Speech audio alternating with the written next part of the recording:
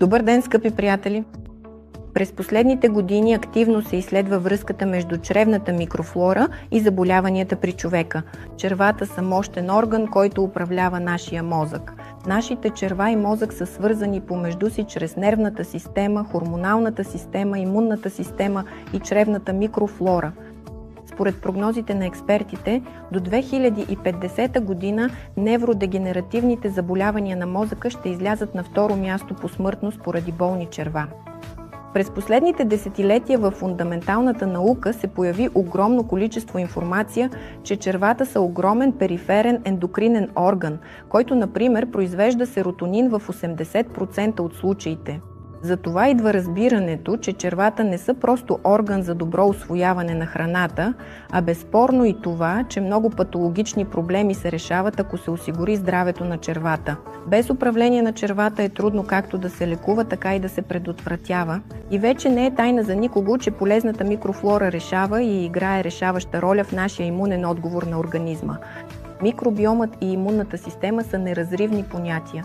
Затова е много важно да се разбере, че ако сте имали опит с употребата на различни химиопрепарати, антибиотици, антихистамини, химиотерапия и други, настъпват промени в микробиома и вредната гнилостна флора започва да колонизира червата, което води до възпалителни процеси и в последствие до развитие на най-различни патологии – от затлъстяване, диабет, заболявания на ставите, гръбначния стълб, до онкологични заболявания и мозъчни болести, като деменция, болестта на Алцхаймер, болестта на Паркинсон. Днес, анализирайки най-различни пробиотици от полезната флора, може да се забележи, че сме загубили изходния код на здравето, който е бил записан в полезната флора по-рано, когато хората рядко са прибягвали до медикаменти и са се хранили с натурална храна. Тоест, това са онези коренни микроби, които винаги са живели с нас, но те станаха толкова крехки, че след 5 години редовна употреба на химиопрепарати и неправилно хранене ги губим и бързо започваме да боледуваме и да стареем. И в тази връзка с огромна радост и гордост искам да ви представя уникален революционен продукт с името Макселин, създаден от група съветски учени през 80-те години на миналия век под ръководството на доктор на биологическите науки Галина Максимовна Иванова. И той е създаден като антидот срещу биологично оръжие. Основата на този продукт е ацидофилната лактобактерия, с която природата е надарила всички живи същества и която сме загубили в епохата на индустриалното хранене и индустриалната медицина.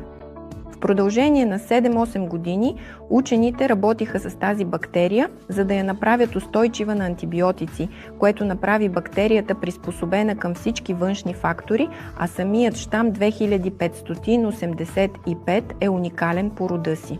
Върху това беше защитена докторска дисертация. След това препаратът премина клинични изпитвания в различни лечебни заведения и е препарат с доказана клинична ефективност. През последните години Макселин беше представен на биотехнологични изложения, конкурси и 3 пъти зае първите почетни места.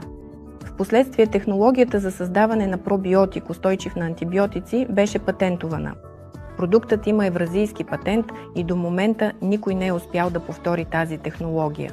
Особено внимание искам да обърна на големия брой микроорганизми в препарата, до няколко стотин милиарда живи полезни бактерии в дневната доза. Това също е отличителна черта на продукта. И не по-малко важно, абсолютната безопасност на продукта, тъй като той може безопасно да се използва от бременни, новородени и кърмещи. Макселин показа изключително положителни резултати в борбата с дизентерийната и синегнойната бактерия, салмонелите, стафилокока, протеите и кандидата. Всичко това е доказателство за мощната сила на продукта. И в заключение на нашия разговор, помнете, възстановявайки основите на имунитета в червата, вие възстановявате здравето си като цяло. А Макселин е признат лидер в тази нелека задача.